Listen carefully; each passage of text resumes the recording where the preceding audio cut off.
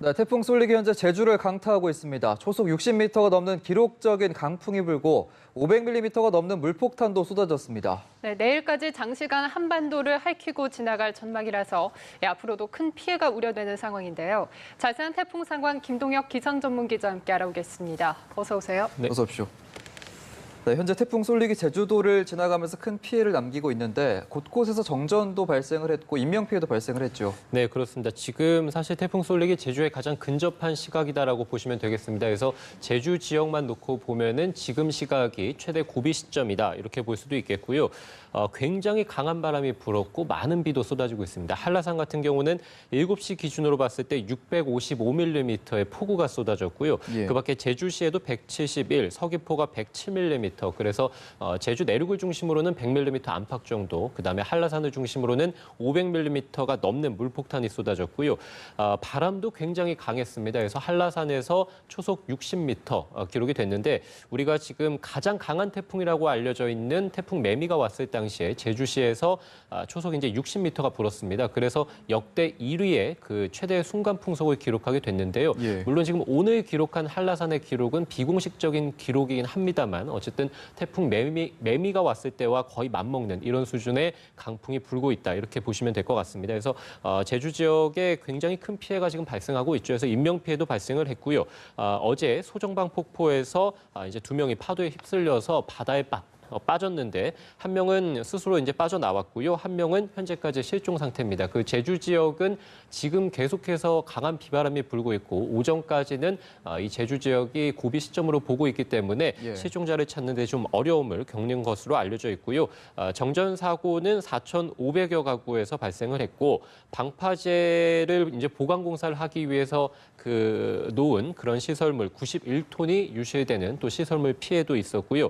야자수가 강한 비바람에 불어져서 이제 도로에 쓰러지는 그런 사고도 있었습니다. 그래서 제주 지역은 교통 통제도 계속되고 있고요. 바닷길, 하늘길도 모두 막혀 있습니다. 말씀드렸습니다만 오늘 새벽부터 해서 오늘 오전까지가 제주 지역이 최대 고비 시점입니다. 예. 예, 조금 전에 제주도 현장 연결해 봤을 때도 기자가 서 있기도 힘들 정도로 비바람이 정말 강하게 불더라고요.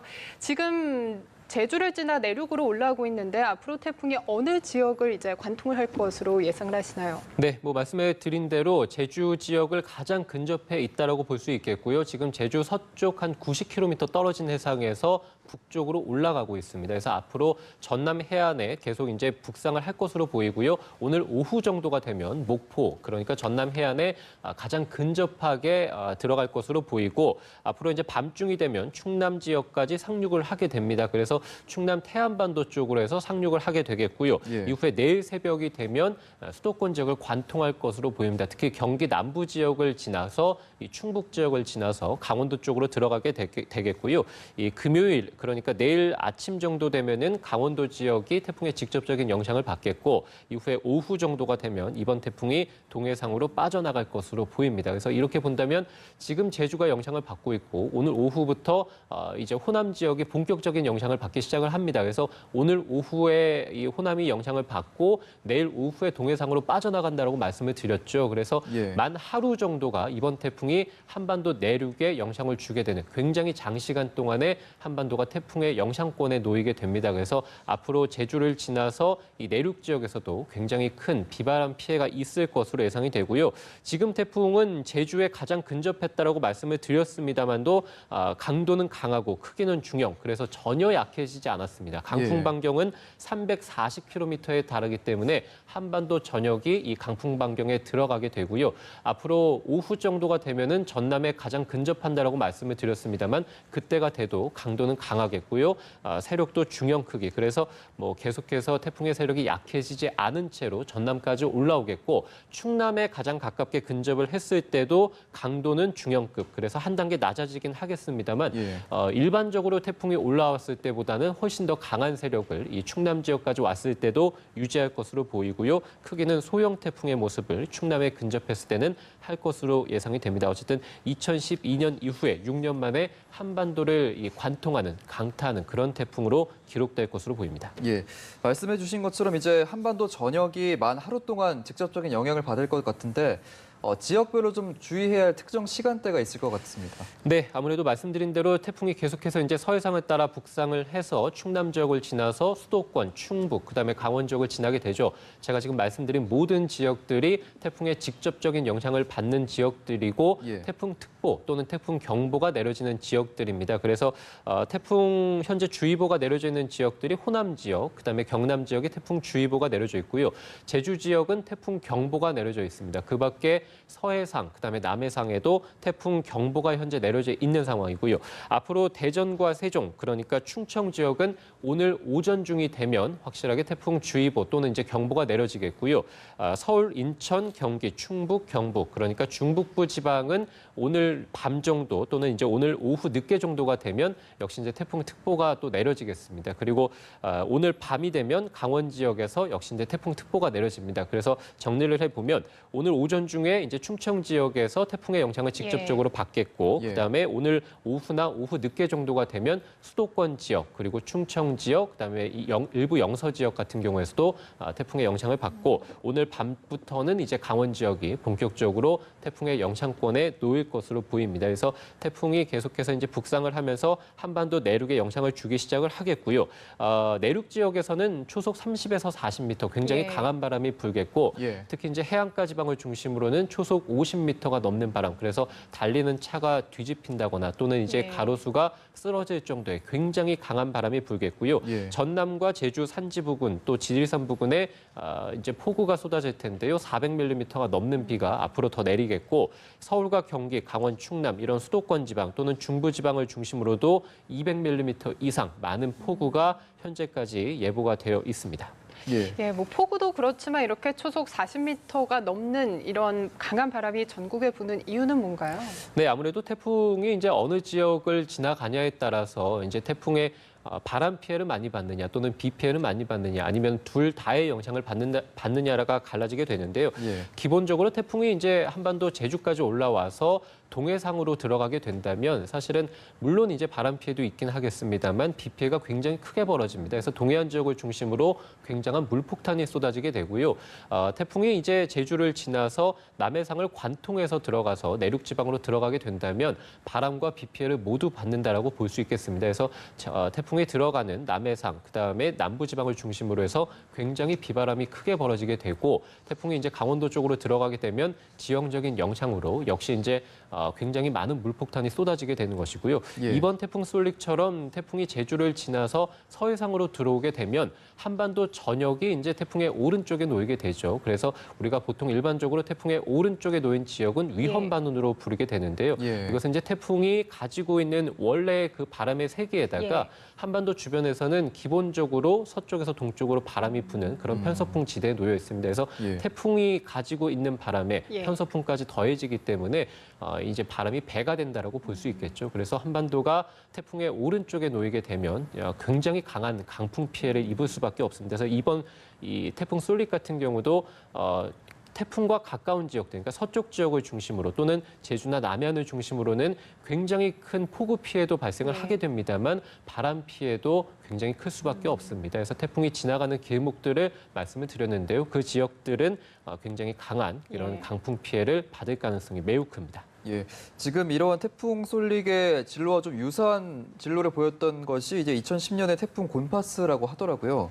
그때와 비교를 하면 위력이나 피해 어느 정도로 봐야 될까요? 네, 태풍 곤파스도 역시 이제 서해상을 북상을 해서 이제 강화도로 상륙을 하게 됐습니다. 그래서 조금 더 지금 태풍 솔릭보다는 위쪽에서 상륙을 했던 태풍, 그러니까 이 서해상을 조금 더 계속해서 북상했다라고 볼 수 있겠는데요. 이 위력적인 면에서 봤을 때는 태풍 솔릭이 곤파스보다 더 강력합니다. 그래서 태풍 곤파스는 중간 정도의 강도였고요, 소형 태풍이었습니다. 그런데 예. 지금 태풍 솔릭은 제주에 근접해서까지도 강도가 강하고 이 크기도 중형급이라고 말씀드렸기 때문에 이 세력이라든지 크기가 한 단계 더 높다라고 말씀드릴 수 있겠고요. 예. 이 2010년에 태풍 곤파스가 왔을 당시에 사망 실종자가 18명이었고요. 이재민이 1,300여 명 발생했고 재산 피해가 1,670억 원 정도 발생을 했는데 말씀드린 대로 곤파스보다 더 강한 세력이 대비 이번 태풍 쏠릭이기 때문에 더 큰 피해가 현재 우려되고 있는 상황입니다. 또 곰파스는 굉장히 빠른 속도로 한반도를 지나갔습니다. 그리고 그럴 것이 이 보통의 태풍 같은 경우는 한반도로 들어오게 되면 아무래도 한반도의 아래쪽보다는 바닷물의 수온이 낮기 때문에 태풍이 빠르게 소멸을 하게 되고 약화가 되게 되고 한반도 내륙으로 들어오게 되면 거의 소멸한 채로 이제 빠르게 관통을 해서 2010년의 태풍 곰파스는 4시간 만에 한반도를 지나가게 됐는데 이 태풍 쏠릭 같은 경우는 말씀드린 대로 지금부터 오늘 오후부터 해서 내일 오후에 빠져나가기 때문에 한반도 내륙이 만 하루 24시간 동안 영향을 받게 됩니다. 그래서 곰파스보다 20시간 정도 더 오래 머물기 때문에 훨씬 더 큰 피해가 우려되고 있습니다. 그런데 이제 아까 초속 40m라고 하면 이제 가로수가 쓰러질 정도라고 하셨는데 뭐 대비할 수 있는 방법은 뭐가 있을까요? 네, 우리가 그 초속 40m 그러니까 뭐 가로수가 쓰러지거나 또는 달리는 차가 뒤집힐 정도, 사람이 계속 휘청거리는 정도가 이제 초속 40m 이상인데 이것을 시속으로 계산을 하면은 시속 140km에 달합니다. 그러니까 우리가 이제 고속도로에서 자동차로 초속 이제 100km, 시속 100km 이상 달릴 때 창문을 열면은 이제 눈도 뜨기 힘들 정도가 해당이 되겠죠. 그래서 이런 바람이 내일까지 종일 분다라고 생각하면 되겠습니다. 그래서 강풍 피해가 굉장히 크게 벌어질 것으로 보이고 가정에서 이제 유리 창문이 깨지는 경우도 많을 것으로 보이는데요. 가장 중요한 것은 유리창에 뭐 테이프를 이제 X자로 붙인다거나 또는 젖은 신문지를 붙여서 이 창문이 이제 깨지지 않는 것, 방지하는 게 중요한데 이 창문의 틀과 이 유리창이 이격이 되면은 아무래도 계속해서 흔들리기 때문에 어느 순간에 깨질 수밖에 없습니다. 그래서 이격이 벌어지지 않도록 하는 것이 무엇보다 가장 중요하겠고요. 아무래도 강풍이 계속해서 불기 때문에 외출했을 때 간판이 떨어지거나 날아갈 수 있는 확률이 굉장히 높습니다. 그래서 여기에 맞아서 인명피해가 발생할 수 있기 때문에 가급적이면 뭐 강풍주의보나 강풍특보 또는 태풍특보가 내려졌다면 가급적 외출을 하지 않는 게 역시 또 가장 중요하겠습니다. 또 산사태 위험도 굉장히 높죠. 지금 200에서 500mm 안팎 정도 굉장히 큰 물폭탄이 쏟아질 것으로 보이기 때문에요. 이 산사태 위험 지역에 계신 분들은 대피 지역을 미리 좀 살펴주시는 것도 좋을 것 같고요. 우리가 이제 서해상을 따라서 태풍이 계속 북상을 하죠. 그래서 서해상에서 하루 중에 바닷물의 높이가 높은 시각이 2번 정도가 있고 태풍이 올라오게 되면은 바닷물의 해수면 높이가 역시 또 높아지게 됩니다. 그래서 이중으로 해수면이 높아지기 때문에 이 굉장히 많은 바닷물이 해안도로로 들어올 가능성이 높거든요. 그래서 해안가에 계신 분들은 만조 시각을 특히 알고 그다음에 해안가로 접근을 자제해 주시는 것도 중요하겠습니다. 지금 일본도 이제 20호 태풍 시마론이 접근을 해서 비상이 걸려 있는데 우리 한반도에는 어떤 영향을 수반을 하게 될까요?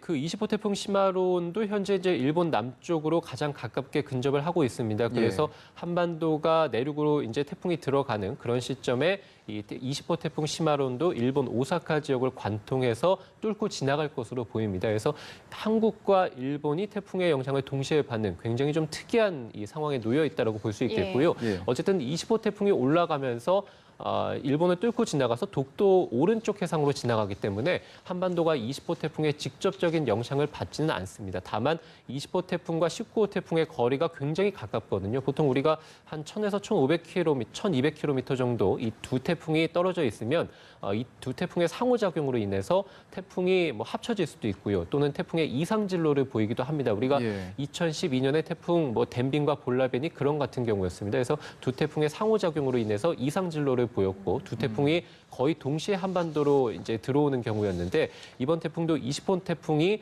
계속해서 동풍을 좀 불러일으키기 때문에 19호 태풍이 북상하는 속도가 굉장히 느려지고 있습니다. 반면에 20호 태풍은 늦게 발생을 했음에도 굉장히 빠른 속도로 일본을 향해 다가가고 있거든요. 그래서 20호 태풍이 19호 태풍, 그러니까 한반도 쪽으로 다가오는 이 쏠릭의 속도를 굉장히 늦추면서 세력을 키워주고 있다라고 볼 수 있겠고요.